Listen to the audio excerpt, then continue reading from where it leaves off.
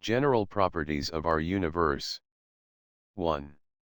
Our observable universe has originated in the universal creative potential.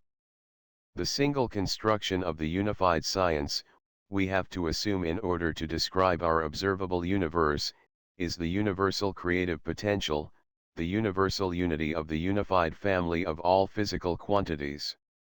Our universe, including all living organisms, consists of matter-spirit quanta, with their material, spatial extension, and spiritual, temporal experience, created directly from the universal creative potential, the unity. The quantum period of each matter-spirit quantum creates the quantum spirituality, the quantum area of each matter-spirit quantum creates its materiality, and their simple product creates the quantum mass. 2. The universal building blocks of our universe are nanoparticles. The building blocks of our universe are matter-spirit quanta.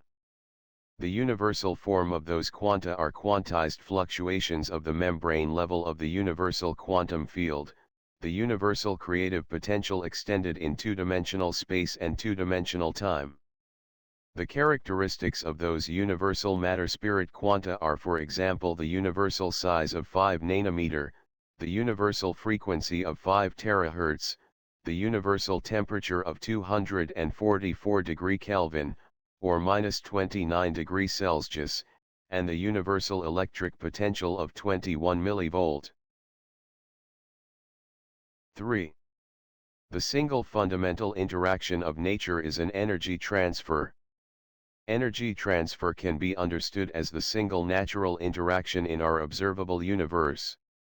When a part of the universe, a galaxy or an atom, is lacking on energy, the additional energy will be borrowed from the environment. When such a part of the universe has a surplus on energy at its disposal, the energy will be sent to the environment. Our cosmic hierarchy. 4. Our universe is an energetically bound cosmic hierarchy of different objects. Our observable universe is an energetically bound hierarchy of cosmic objects, from single stars and planetary systems, with their dimensions below 1 light-year, to the observable limit of our telescopes, discovering objects as large as the Sloan Great Attractor, with their dimensions above 3,5 milliard light-years. 5. The dynamics of our cosmic hierarchy is based on the Golden Rule.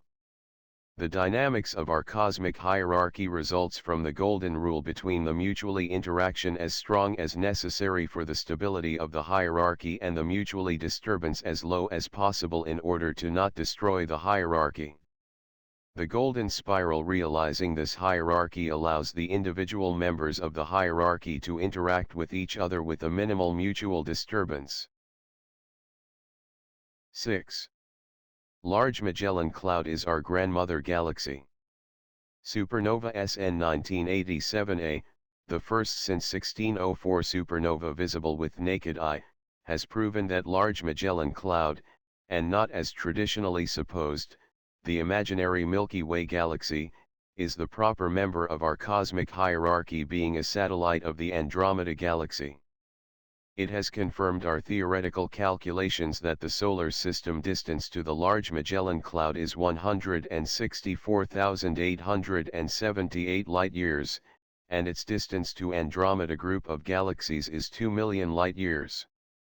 One of the satellites of Large Magellan Cloud, containing Orion Complex and with it also our solar system, is probably Omega Centauri cluster. 7.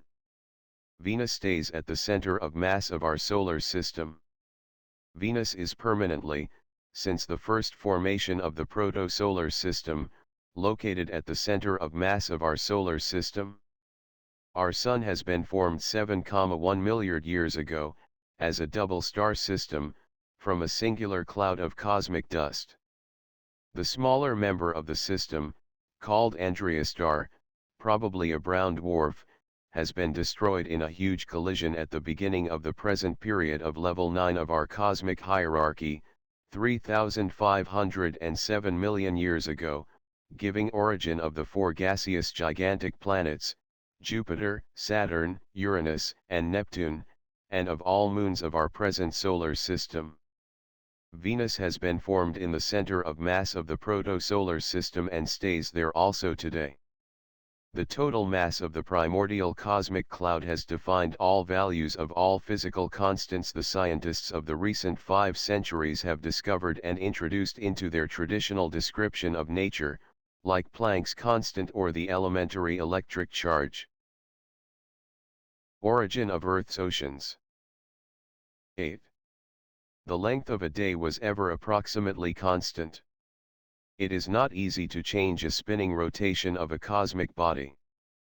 Practically, only a central collision with another cosmic body can do it.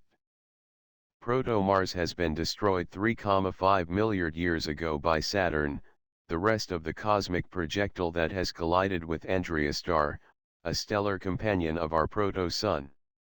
Later, the largest part of that proto-Mars has collided with proto-Earth, by the way, giving birth to our Moon.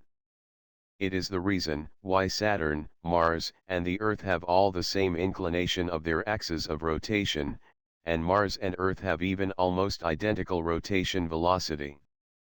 Traditional geophysics has assumed that the reason for more days in a single year was the quicker rotation of the Earth millions of years ago. It was impossible, as discussed above. The reason is even simpler. The proto-Mars proto-Earth collision has occurred 3,5 milliard years ago at the distance of 133 astronomic units. Since then the Earth-Moon duo is approaching the center of mass of the solar system, in Venus, with a small but constant speed of about 15 meters per year. It causes the shortening of the Earth's orbit and thus also the observed lowering of the number of days during a single year. 9. The average Earth's surface temperature is growing since the Moon formation. The proto-Mars proto-Earth collision has occurred 3,5 milliard years ago at the distance of 133 astronomic units. Since then the Earth-Moon duo is approaching the center of mass of the solar system, in Venus, with a small but constant speed of about 15 meters per year. It causes the shortening of the Earth's orbit, the observed lowering of the number of days per a single year, and also the rising of the average temperature of the Earth's surface, from -32 degrees Celsius then to +8,4 degrees Celsius today. 10. The oceans on Earth are not older than 700 to 800 million years. The proto-Mars proto-Earth collision has occurred 3,5 milliard years ago at the distance of 133 astronomic units. Since then the Earth-Moon duo is approaching the center of mass of the solar system, in Venus. It causes the rising of the average temperature of the Earth's surface, from -32 degrees Celsius shortly after the collision to +8.4 degrees Celsius today. The entire Earth's surface, with probably an exception of separate regions near active volcanoes, was deeply frozen all the time, until the average temperature has reached the range about 0 degrees Celsius, or more exactly the range between -1 degree Celsius to +1 degree Celsius. It was the time, between 800 and 700 million years ago, when the depressions in the Earth's crust began to fill themselves with liquid water, forming the first true oceans on Earth.